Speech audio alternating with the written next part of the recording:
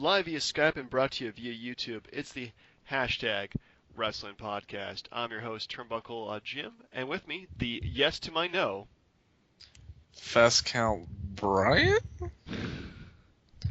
Damn it, who put a question mark in the prompter? He reads everything. Anyway, folks, since last week was Daniel Bryan's farewell retirement speech, this week we're going to do 5 Daniel Bryan matches, review them for a retro. We're going to go ahead and do our top 5 reasons we'll miss Daniel Bryan, and also in the meantime we're going to talk about this week's Raw and predict this Sunday's Fastlane. So you ready for it? Yeah, one thing I know. I didn't really watch it, but I heard there was a number 1 contenders thing on NXT yesterday. Did you check that out? I did check that out. Who won? Is it worth watching? It's a really good match. I'll give it that, but the ending was really weak. It was pretty much a draw. So are we looking at a triple threat match now? Maybe it was. It was a really crappy ending. Essentially, they both pinned each other at the same time. Now, one question, sir. Yeah. I know I'm throwing the format all to hell, but yeah. Do you think they will ever put an NXT, like a title match, on the WrestleMania card? I really doubt that. I think NXT is its own thing, and while guys will cross over into the main roster and then eventually stay there, I really doubt they're ever going to do an NXT like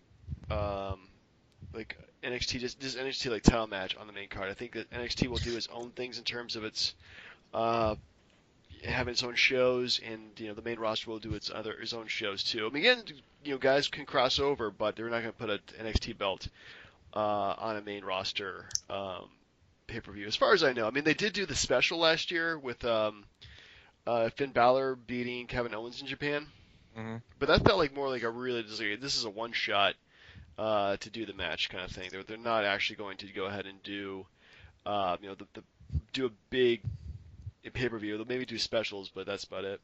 All I know is that the way the card's looking right now, I would not object to a Finn Balor, Sami Zayn, Samoa Joe triple threat match. No. I mean, it would be awesome, and if they were smart, they would do that. But they're going to do the NXT show the day before the WrestleMania, just like they did the NXT show before SummerSlam last year.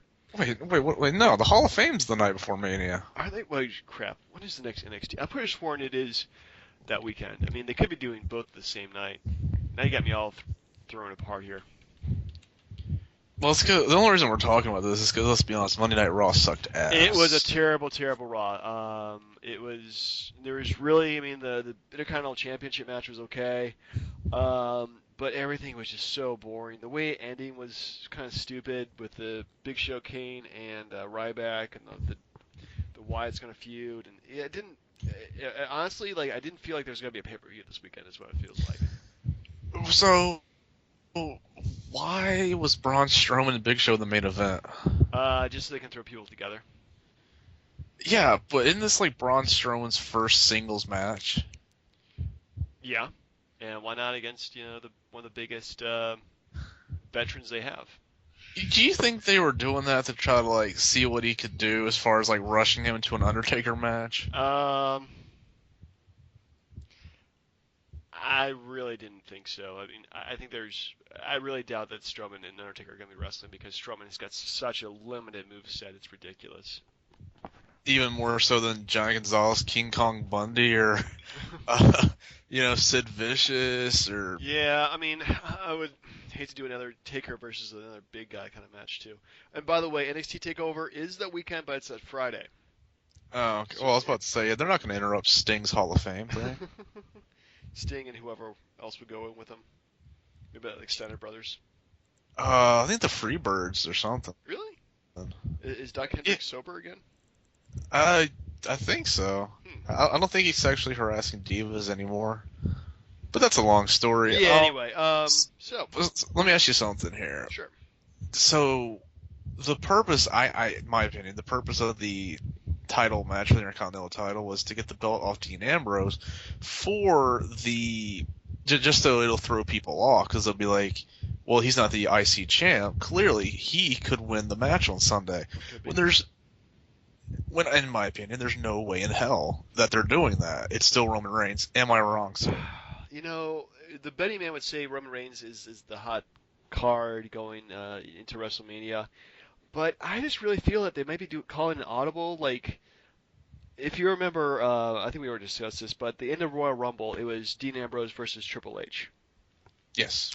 The original plan, from what I've read online, which makes kind of sense, was going to be Triple H versus Roman Reigns at the very end. But they felt that people would be cheering Roman Reigns and not, or booing Roman Reigns and not cheering for him, so they switched it halfway through to have a Dean Ambrose and Triple H at the very end. Well, that just means they didn't want 2 years in a row of a bad booking Yeah. at the end of the Rumble. Doesn't mean Dean Ambrose is going to WrestleMania. I just feel that like they actually might accept the fact that Dean Ambrose is a lot more over than Roman Reigns. He's not getting booed. Um, he's a much better wrestler. And for many reasons, he could be the guy going at WrestleMania. That would really throw everybody off. But I think that the WWE might just be crazy enough to do that because let's face it, Roman Reigns has been an experiment for the last 1.5 years or so, and it's just not catching on. I think as much as they like it to be. So you think they give him the belt 2 times in like 2 months and then just say the hell with the guy?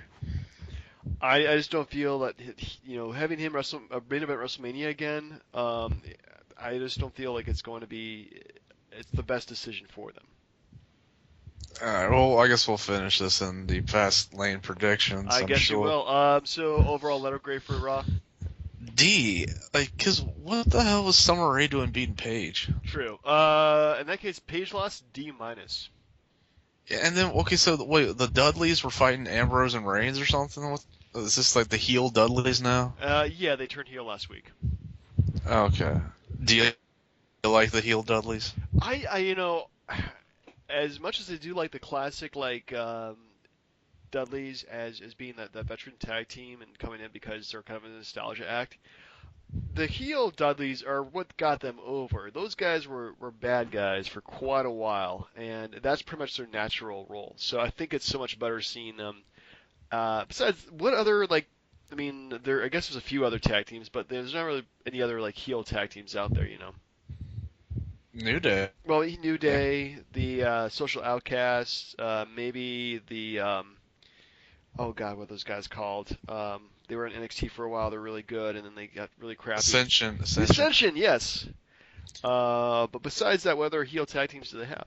Oh, speaking of the Social Outcast, dude, I actually watched SmackDown from the last week. Yeah. And they actually had them in a tag match against Jericho and AJ Styles. At what point? Why would you put a concession stand match at the beginning of the show? That's just me. I don't know. Maybe just have Jericho versus Styles.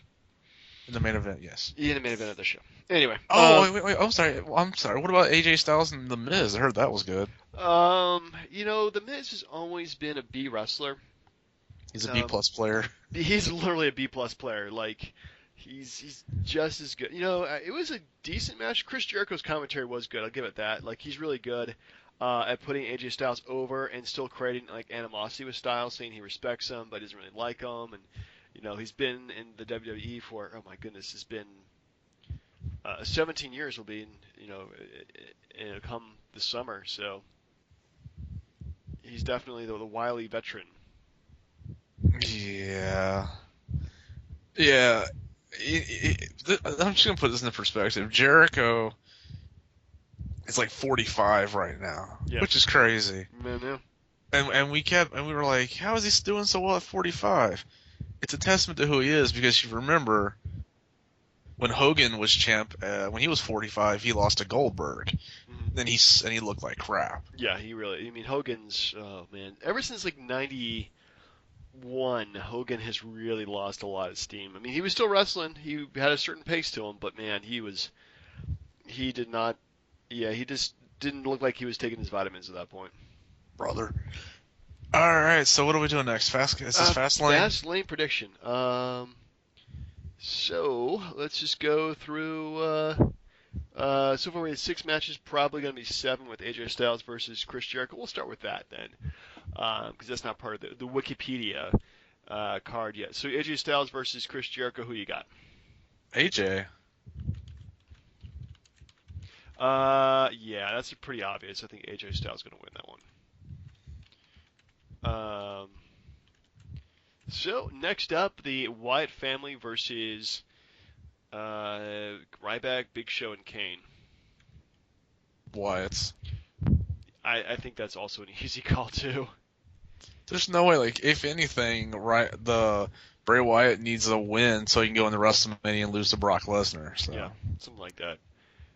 Because they're trying to destroy the titans of the WWE, worship the new gods that are the Wyatt family. I do like, the Wyatt family was something they really, really just kind of crapped on. They had a great gimmick there for a while, red hot, and then they just disbanding the Wyatt family was just the dumbest thing they could possibly do. Well, or the fact that Bray Wyatt he doesn't have that signature win yet. Yeah, that's true. He nearly has that big win. Next up, Kevin Owens versus Dolph Ziggler. Kevin Owens. Kevin Owens. Yeah, I'm gonna go with Kevin Owens as well. We gotta choose some different stuff. Well, like, is it not setting up Kevin Owens and AJ for the belt at Mania? Yeah, that would be a good setup for them. So maybe. That would be really huge having that kind of match there.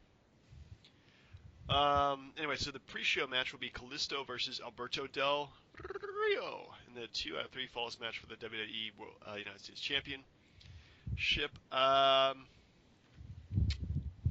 going to go with Callisto on this one.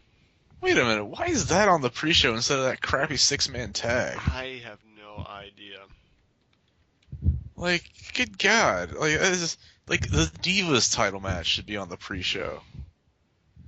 Like, but with all due respect, Del Rio gets it back. Okay, well, we finally have a dissension then.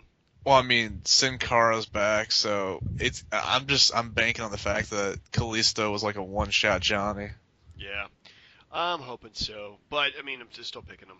I think he's gonna. Okay, what's the over/under on how many botches happen? Keep in mind, it's 3 matches, so 3 times the botches. No, it's more like 1.5 matches, depending on how long it goes. I'd go with probably 5 botches. Dude, I'm going with at least 10. At least 10? Oh god, yeah. If they go full 3 matches, there's 10 botches. Ooh, yeah, maybe. I don't know. It'd probably be less than 15 minutes. So next up, well, speaking of divas, Becky Lynch and Sasha Banks versus Naomi and Tamina. Becky and Sasha? Yeah, it's pretty obvious there. Man, this show is so predictable. Isn't it, though? It is. It's just like, it's so obvious what they're doing here. Man. All right, so the other Divas match, Charlotte versus Brie Bella. Oh, man. This is tough. Man, she's got that whole Daniel Bryan energy going. No, not a chance. No way. Yeah, I'm going with Charlotte for this one, too. It's too obvious. Mania is definitely going to be Sasha versus Becky versus Charlotte. I swear, though, like, if they put the belt on Brie Bella, like, that is, like, the worst idea ever. Yes. Like, it's worse than putting the belt on Nikki. But wait, that's not fair. Nikki could wrestle. Yeah, she could go a little bit. All right, so we have the main event. That's what Cena said. Anyway, Dean Ambrose versus Roman Reigns versus Brock Lesnar. Roman Reigns. I'm going to go with Dean Ambrose. There's no way, like, the way that they made the Rumble out to be just about one versus, like, everybody, yeah, and the way they screwed him out of the belt without giving him an actual rematch for the title. Yeah. There's no way. Like, it's got to be Roman. Well, I don't know. I just feel like the show they're building around has been more about Dean Ambrose than it has been about Roman Reigns. And I really think that if they have, like, Dean Ambrose winning the belt at Mania, Roman Reigns turns heel, and they start a monster feud, I think it'd be great. I hope you're right, but I'm taking the safe bet, and if I'm wrong, I'm happy. Well, that's good. So anyway, moving on, we have how many matches to talk about Daniel Bryan? Well, I think it was 5, right? It was 5 matches, yes. Now, I feel disappointed because when you talked earlier, you were like they weren't necessarily his best matches, and they weren't. But it was like more of like a like an overview of his WWE career. Yeah. I do like when you said that to me. My first thought was, shit, I forgot the Bray Wyatt Royal Rumble match. That was really good, yeah. So that was like a big omission on my part. Yeah. Or I think he did some stuff with the Shield, but I'm not sure. Yeah, it was like him and CM Punk. No, it wasn't him versus CM Punk versus. There was them versus the Wyatts. I know it didn't. Him and Kane lose the belts to the Shield originally. Mm, I'm pretty sure they did, didn't they? dude, no, I don't even know. I just know like I just remember the Shield fighting Goldust and Cody Rhodes and that whole thing, but Right, I but they don't. lost the belts to Cody Rhodes and Goldust. So they lost it to somebody. I couldn't tell you who. It probably was the Shield for all I know. I'm pretty sure it was. But Anyway, would you like to go through these matches? sure. And like I said, it's more of just like an overview. Not all his greatest matches. True, true. Yeah. So what was the? Like, I think if you want to go in order, like chronologically, the first one would be Money in the Bank. It would be Money in the Bank, yeah. The same night as the CM Punk John Cena match. Which I'm not gonna lie. Once I finished watching Money in the Bank, I watched that match again. It's so good. But I mean, what did you think though? Because like, if you realize it, like how many people in this match were part of the original Nexus, and how many people are either A, with the company still or just complete jobbers at this point. Yeah, it's kind of weird. Remind me again who was in this match? Let's see. Daniel Bryan, Right. obviously. Let's see. So I'm using my fingers to count. I'm terrible here. Justin Gabriel. Right, he's my only. I think the only person still gone. He's gone from the company at this point. Heath Slater. Yep. Oh, God, there's like a Sheamus, I think. Yeah. Sheamus, yeah. Yep. Wade Barrett, Mhm. and like one or two other. Cody Rhodes, I think. Yeah. Like a lot of people were in their first Money in the Bank, and I mean it was good. I mean it wasn't great, but I mean the way Daniel Bryan stole, I think Daniel Bryan stole that match. Like he was the best part of the Yeah. whole Well, he thing. definitely stole the win at the very end, and it was pretty exciting to see everybody, going, cheering for him. This is what 2011, so it's 3 years before he actually goes and wins the big one. But no, this was, Kane was also in the match too, as well as Sin Cara. I don't know if it was the original Sin Cara or the new Sin Cara. It was the original one. Okay, so that's why I didn't select Wade Barrett, Cody Rhodes, Jason Gabriel, Heath Slater, and Sheamus. So yeah, a lot of those guys are still in the company, which is, I guess, good, having the kind of longevity in your roster. Um, but yeah, this is pretty good. I mean, it was pretty decent. There's definitely a lot of spots. I don't think Daniel Bryan hit like a lot of spots, but having him like win at the very end, it's just more like, within these matches, it's almost the last person standing wins the damn thing. So Yeah, and to be honest, when you had when you had Sheamus in there, I said Wade Barrett, right? well, yeah, said Wade Barrett. So Yeah, so Sheamus had Wade. You had like a lot of guys who had main evented, been champs before in some aspect, and then you look at Daniel Bryan, you're like, he's not gonna win, yeah, more so and then he than does. Because keep in mind, oh, go ahead, go I ahead. was gonna say more so than Cody Rhodes, Justin Gabriel, or Heath Slater. I, you know, the way they had booked Cody Rhodes, I would have been perfectly fine if he had won. Yeah, Um, But to be fair, because this is around the time that they had like the worst like world title booking I think they ever had, because they had like Mark Henry and Big Show and Kane were all world heavyweight champions like around that same time. yeah, So it was like old veteran giant jobbers. So you're looking at Daniel Bryan, you're like, there's no way in hell he's going to beat those guys.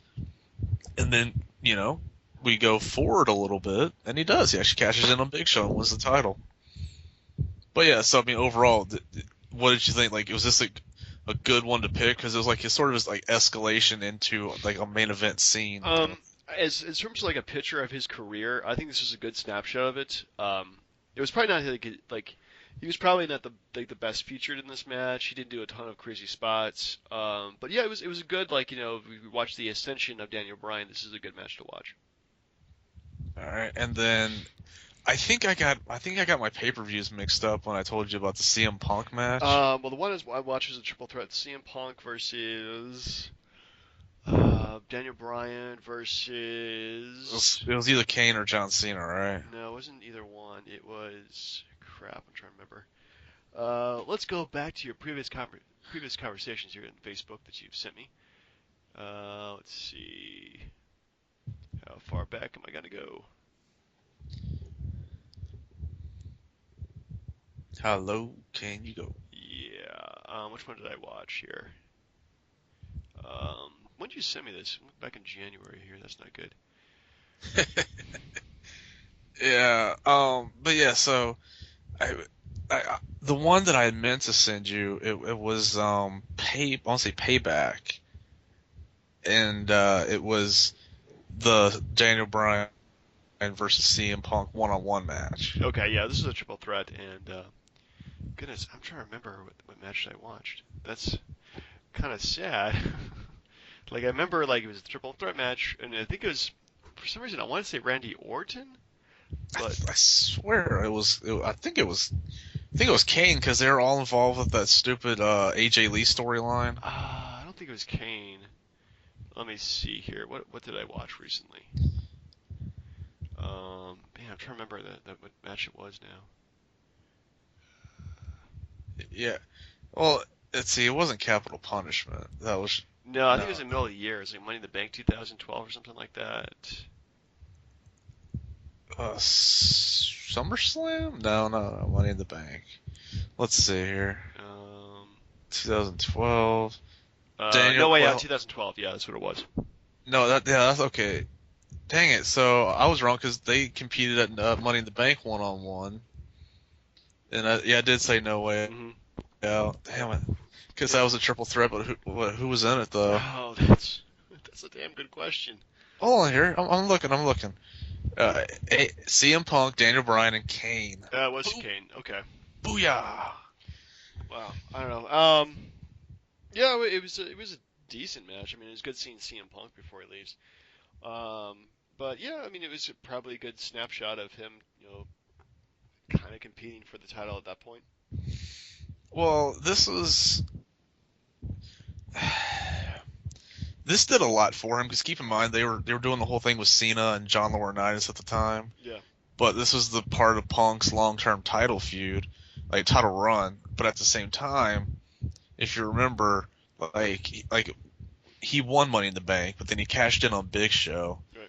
kept the belt till WrestleMania, and then he lost in like what 18 seconds to Yes, it Sheamus was or something. ridiculous. It was terrible booking for Daniel Bryan, but So they jobbed him out to Sheamus, and then he jumps to Raw from SmackDown and immediately starts feuding with Punk in like an Internet Darlings match or whatever they called it, or and I thought the whole feud was fantastic, but what'd you think about AJ Lee being involved with the whole stinking thing? I wasn't watching wrestling at this point, and I was aware that she had that kind of role as a temptress or whatever, who was like sleeping with half the roster. I don't know. It doesn't really suit her that well. I think her later gimmick of being like, either the super perky Just a lady bitch. or just being a bitch. Yeah. So it was okay. It wasn't great. Yeah, I think I feel bad because I gave you the worst match of the whole feud that they had, but Yeah. like the CM Punk Daniel Bryan feud helped do a lot for both of those guys, and again, it led Daniel Bryan and Kane into eventually going to Dr. Shelby. And if you didn't watch any of those things, go back and look them up on YouTube or something. They are amazing. Like the therapy sessions with Daniel Bryan and Kane, which set up Team Hell No. It's so good.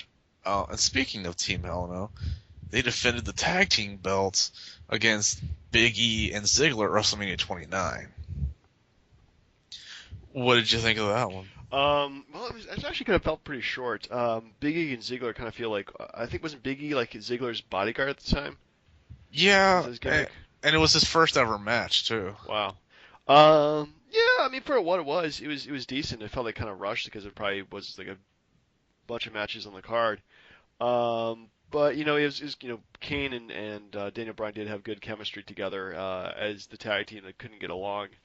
Um, so yeah, definitely a good highlight for their career. Defending the belts at WrestleMania. I agree, and it was like the culmination of their whole thing because I think you're right.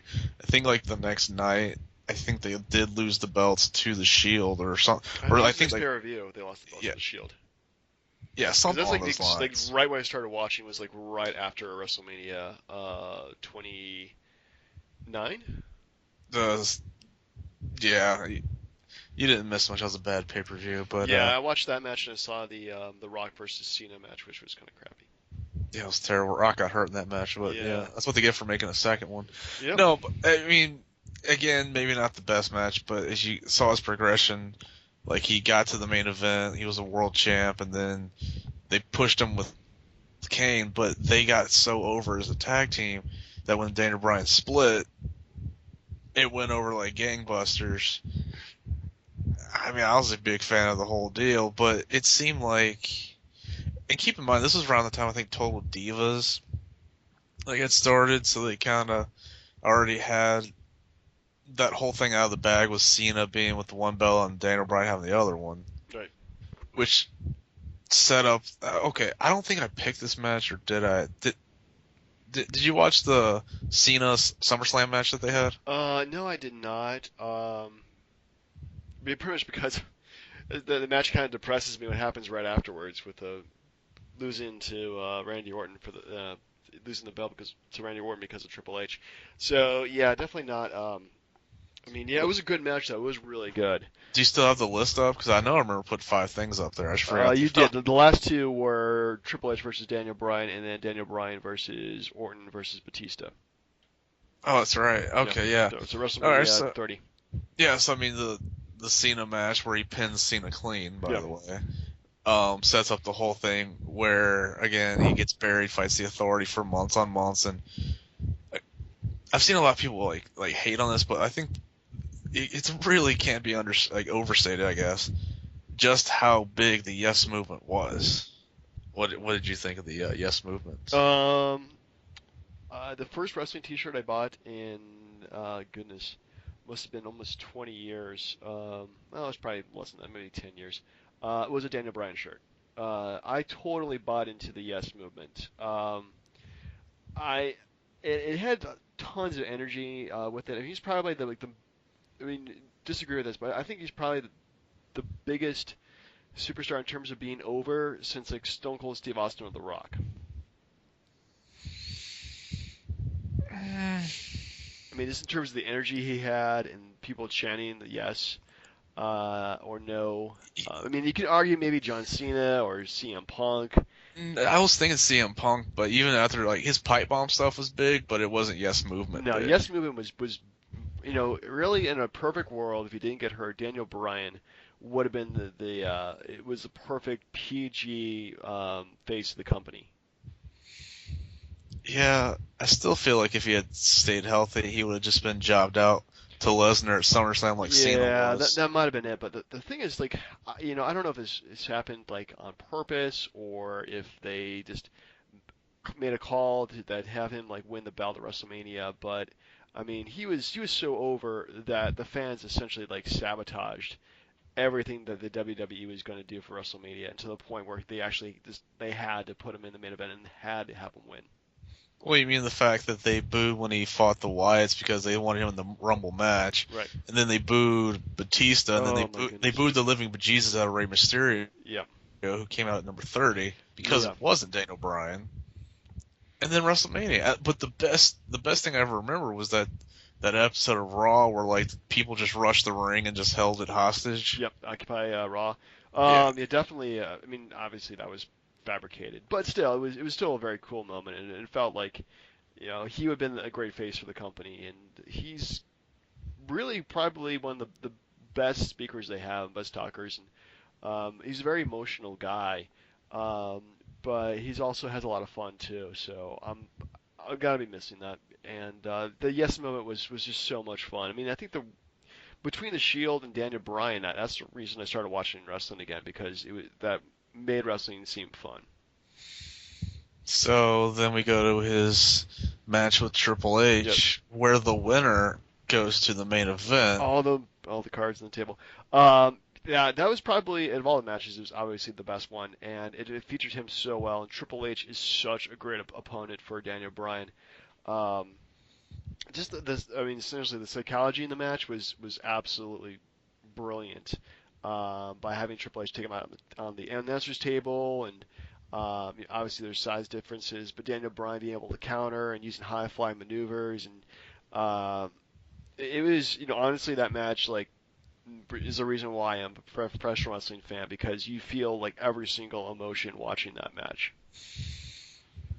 Yeah, like I was just way too cynical at that point because there was like I'm like, could you at least give me somebody in the match where you thought maybe they would go to the main event? There was not going to be an Evolution main event. We all knew better than that. Yeah.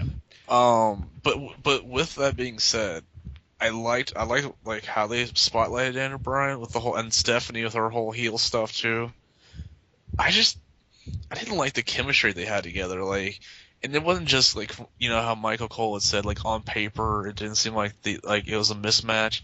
It just seemed like Triple H was like way too big for him. And I know he's fought bigger guys than Triple H, but Right. it didn't seem like they gelled well. I don't know. I I don't like know. the I thought match. that I think they well, obviously Triple H is a lot bigger, and the match itself was, like I said, the match is good. Yeah. Okay. And one other thing then. I don't know if you've stayed to watch the entrance, but that Triple H entrance was fucking stupid. The whole barbarian Like, king I thing. don't get why. Yeah, dude, like you're in your 40s. Like, grow up, sir. You're wearing trunks. But yeah, so he goes to the main event and he Right. wrestles Blue Tista, Was it and Blue Tista that night? No, it wasn't Blue Tista that night. I think it was just Black Tista. oh, that's But well, racist. you know what? I'm As just crazy as it is, Batista is now just Drax, in my opinion. oh no, oh well. I mean, if you want to go there, I think he's more of the dude from James Bond, like the Spectre bad guy. Right, Hinks, Mr. Hinks. Actually, I did like Mr. Hinks, and that was one of the few highlights in the last James Bond film. Anyway, we're getting a little sidetracked here. But yeah, actually, it's funny in this match. Like anytime that Daniel Bryan was not like wrestling either one of those guys, the fans were just booing the hell out of it. Well, yeah, and then I don't know if they called where they called an audible, but at some point they were just like, screw it, and let's just have like Batista and Orton do some old Evolution teaming up and just beat down Daniel Bryan the whole time. Yeah. Well, with Daniel Bryan being carried away in the stretcher, that kind of thing, and then that was just kind of over the top and ridiculous. I mean, it's like how much can they make this guy getting beaten down before they finally, have him win the match? And then he, of course, he goes out of the stretcher and he pulls out the collar, and then he ends up like getting Batista to submit to the yes lock. So it was pretty over the top, but in a crazy emotion filled WrestleMania because that was actually a pretty good WrestleMania overall. Yeah, and there was no way Daniel Bryan was going to lose. No, I mean, we kind of knew that, but yeah, it's pretty obvious, but sometimes having the obvious winner win it's not a bad thing. yeah, and I know originally Batista was actually supposed to win the title, but um, that's where the Daniel Bryan audible comes in. And again, if it wasn't for CM Punk leaving the company, I don't think all of this would have happened because Punk quitting, he was supposed to fight Triple H, but they put Daniel Bryan in that spot, and then Yeah. they added the main event with it. So I thought it was fantastic. Like, I mean, it was a little hokey with the ending, but it is what it is. Yeah, but it was a great ending for WrestleMania 30 though for overall pretty decent. I mean, I thought it was a pretty decent WrestleMania myself. Now,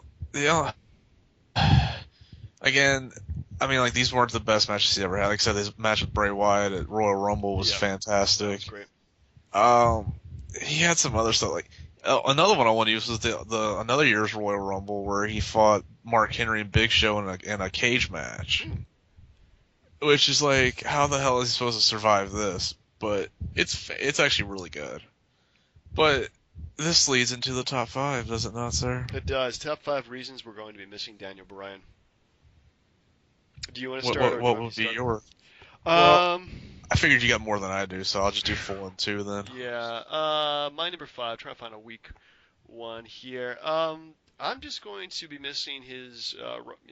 It's kind of weird saying this, but yeah, his wrestling style. I'm definitely gonna miss it. Not really, and not many people use that kind of style. I mean, Neville was kind of the same way, but not really. Doesn't use as many technical moves.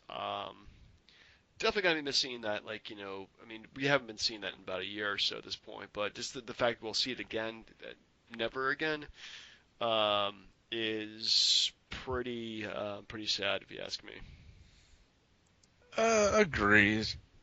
I think it's a shame. It really is, but he he really was that guy, like that just came from, you know, I hate Drake, but he literally started at the bottom of the company and then got to the top. Yeah. You know, and it was all on his own because they did not want him to get to that point. I don't know if it's just Vince's whole big thing about liking the big guys or whatever, but it just seemed like that's the way it was. Like if you weren't like a Triple H guy or a John Cena guy, you weren't gonna get to the top. True. So I like the fact that he pushed through, got the fans behind him, and they didn't have a choice in the matter. So that was my number 4. Number 4 that you got over. My number 3. Man, definitely gonna be missing the comedy. Of course. Yeah, he was he was a fun-loving guy, very hilarious, and he just had a mischievous way of delivering his promos that, unfortunately, I don't think we have that anymore these days. Like in terms of like a face character having that. I mean, obviously, like the New Day. Very mischievous themselves, but not the same way that the Daniel Bryan went out and delivered promos that just were brilliant. Yeah, and I thought you talking about like when he was going against Stephanie for the most part, or just like going against the Authority in general. Because keep in mind when he was feuding with Randy Orton, like he's having to do the work while Randy's just like making just boring like the hell out of everybody. Yeah, Randy Orton was a big contrast to Daniel Bryan. So yeah, number 1, I'm definitely gonna be missing his energy, the yes chance, the no chance, the fact that the crowds could cheer along with him in doing that. But you just don't have that these days, unfortunately. So they really need to like have focus groups, just like come up with like new chants people can do with the wrestlers. Yeah, and you notice how people like tried to bite a bunch of biters or whatever. They just tried to steal some of the thunder from it. Like I know Big Show was stealing trying to do the yes things, and fans crapped on it. I know his wife was trying to do it, but they were just like, "Just stop! You're sleeping with him. That's enough." And that's a testament to it because they tried to ruin it, and it didn't work. Yeah. It was fantastic. I just think the art of a good match is going to be gone too, because I mean, besides Seth Rollins and Ambrose and maybe Ziggler, even AJ now, there's not a whole lot of people that can put on a good match. None in the main roster these days. Yeah, it's kind of sad actually. You have maybe Kevin Owens, Dolph Ziggler, Dean Ambrose. Damn, I'm trying to figure out other guys on the roster who are, yeah, it's gonna be pretty. I mean, let's face it. Looking at the Fastlane, I think there's probably going to be maybe. Oh goodness. Well, let's see here. Callisto versus Alberto Del Rio. I think it's gonna be a bad match. Roman Reigns versus Brock Lesnar versus Dean Ambrose. I think that's gonna be really good. Charlotte versus Brie Bella. That's gonna be bad. Sasha Banks and Becky Lynch versus Team Bad. It's gonna be. I hate to say this, but bad. AJ Styles versus Chris Jericho. Okay, I think that's gonna be good.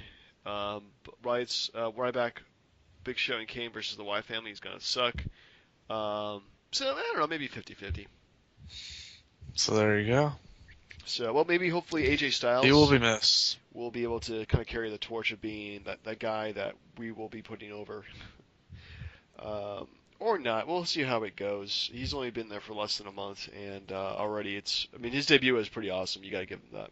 But do you think that the way, like how Daniel Bryan's career went after he won the title, would keep them from pushing a guy like who is around his body type because they're afraid of him being injury prone? I don't think so. I mean, injury prone is a weird thing. I don't Oh, know. okay, I don't mean to say that he was injury prone, but Right. he had a lot of stuff going on at the end. He did. He really did. Well, I don't know. AJ Styles is 37 years old. I don't know his injury history, but I'm pretty sure that there probably was a big concern of theirs to make sure that he wasn't going to have any immediate injuries that they'll have to deal with.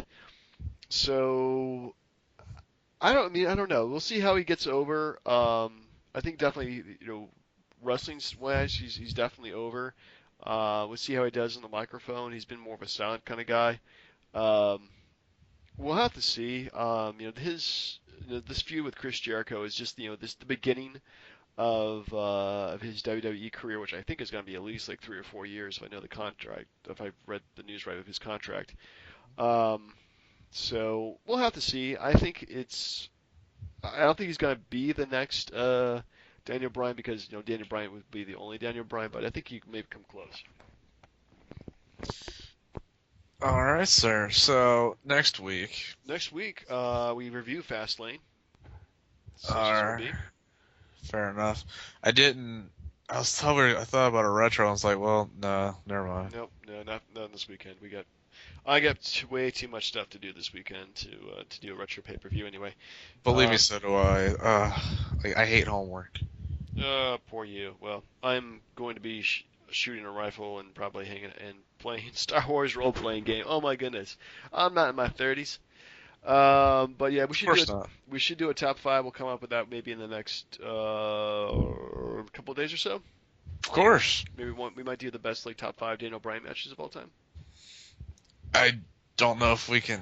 That's tough because we don't have access. I don't have access to his indie stuff, his Ring of Honor stuff. All right, let's do the top 5 WWE Daniel Bryan matches of all time. Okay. Try that. And if that fails, then we'll do something else. Of course. Stay tuned. All right, folks. Well, anyway, for the #Wrestling Podcast, I've been Turnbuckle Jim. Fast Count Brian.